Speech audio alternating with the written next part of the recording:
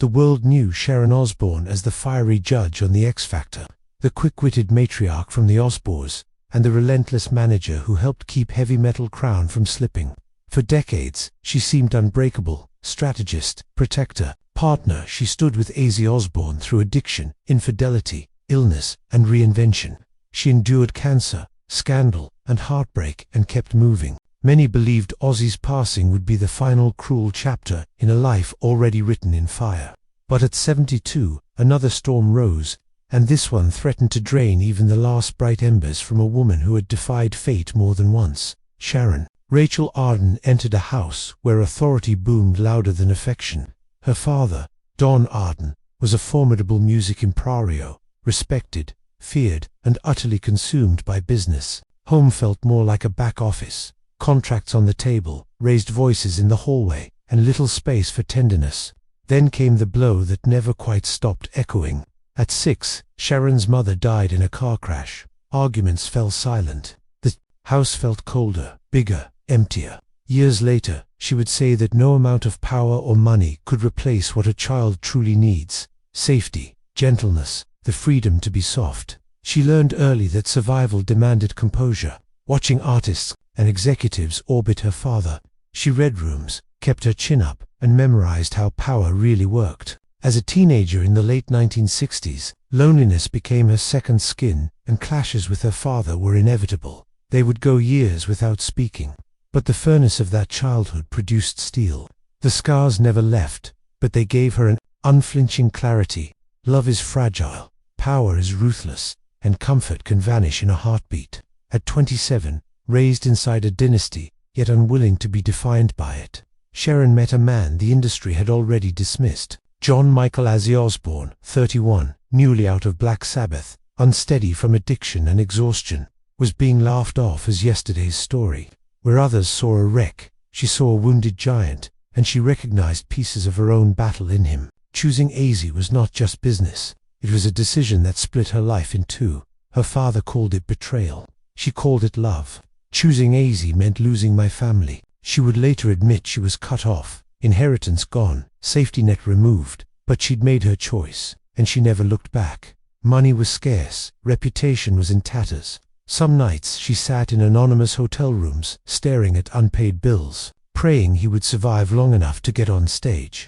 Still, she rebuilt show by show, call by call, contract by contract, betting her future on a man the world said was finished. Sharon and Ozzy married in 1982, but marriage was never going. To make life simple, she became wife, manager, nurse, shield, and strategist all at once, raising a family while crafting the blueprint for one of rock's great resurrections. Albums like Blizzard of Oz, Diary of a Madman, and Bark at the Moon weren't accidents. They were the product of her tenacity in boardrooms, on phones, and behind the curtain. She handled labels, built tours, and kept the train on the rails while Ozzy wrestled his demons.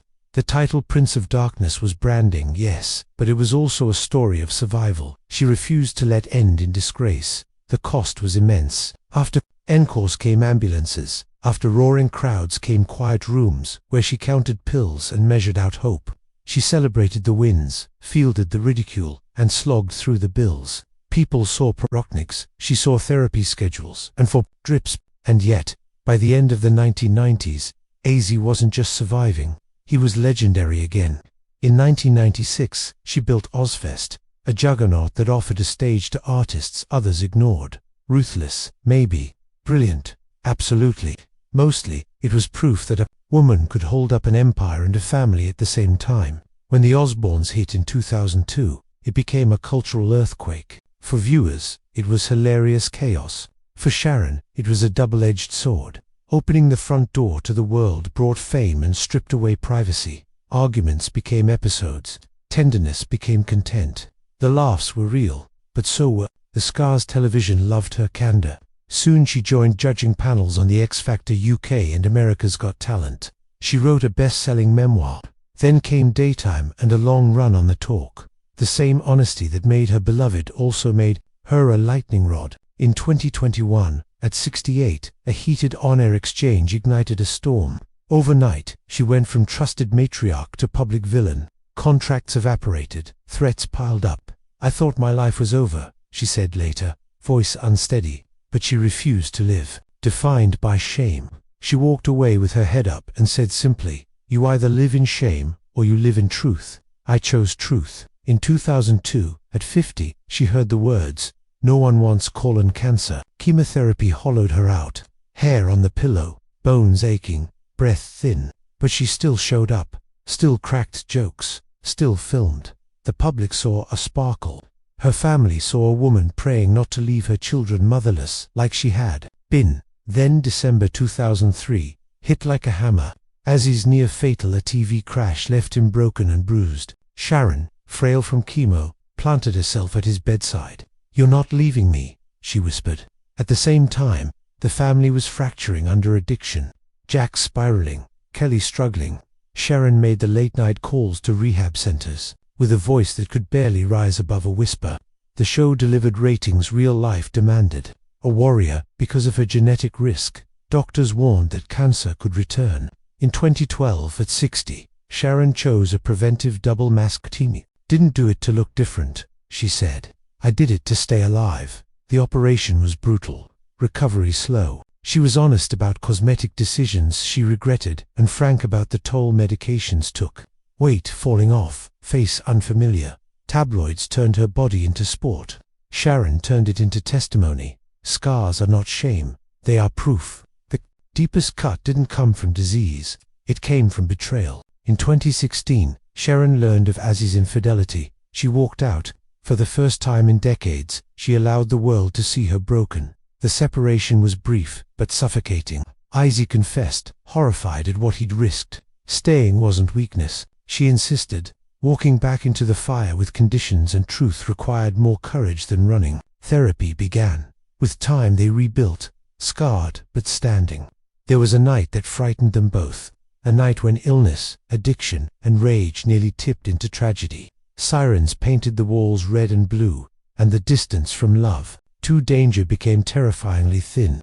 "That night broke me," she said. "It also forced a line in the sand. Seek help, name the darkness, break the cycle. Only then could there be a future." In 2019, a fall at home began a relentless medical march. Surgeries followed. Metal braced what music had once animated. The man who bounded across stages could barely cross a room. These past 4 years had been nothing but hell. Ozzy admitted, if he could do it again, he wouldn't choose the operations. His body felt like a traitor. Sharon learned the rhythm of monitors, the language of painkillers, the choreography of lifting him into bed when his legs failed. "Nothing prepared me for this," she said. "Not scandal, not betrayal, not even cancer." They could no longer hide it. In January 2020, Ozzy told the world Parkinson's disease. His hands trembled, his voice faltered. Sharon sat beside him, back straight, fingers laced through his keys. "He's not finished," she insisted. Then came the pandemic. They both caught CO-19, and night stretched long as she counted his breaths. "I wasn't afraid of dying," she said. "I was afraid of leaving him alone." By 2025, time would not return what it had taken. What Sharon could give was a farewell done right.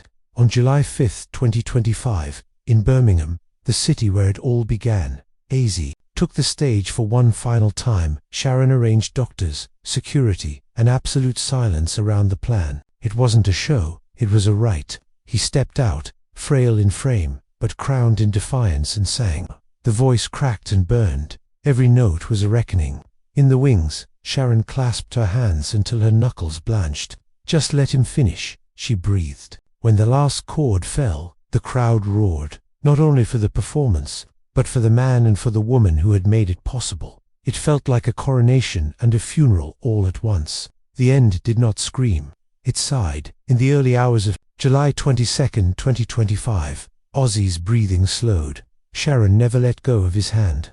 "You roared to the end, my love," she whispered. He opened his eyes once more, heavy with gratitude and surrender. And then the room fell into a silence she would later call unbearable. Doctors reached for the switches. She pressed her forehead to his. "I will carry you." The funeral felt like a crown set down in reverse. Candles lined streets, black shirts bore his face. Inside the church, music floated like a requiem. Jack and Kelly clung to each other. Sharon stood with one palm on the coffin, lips shaping a goodbye only he would understand. Outside a final chant rose, "Oi, oi," and it sounded like thunder. He wanted to leave with noise, she said through tears. And he did. When the crowd dispersed, she stayed. No crisis left to manage, no schedule to keep. Just flowers, photographs, a guitar by the casket, and the loneliest moment of her life. Since Ozzy's passing, Sharon has moved carefully through the days. Friends say she's thinner, quieter, nights are hardest. The empty side of the bed is a canyon. She remains mostly in Buckinghamshire, where the garden still carries his laughter. Jack, Kelly, and Amy bring the grandchildren, and on weekends, she insists on family din.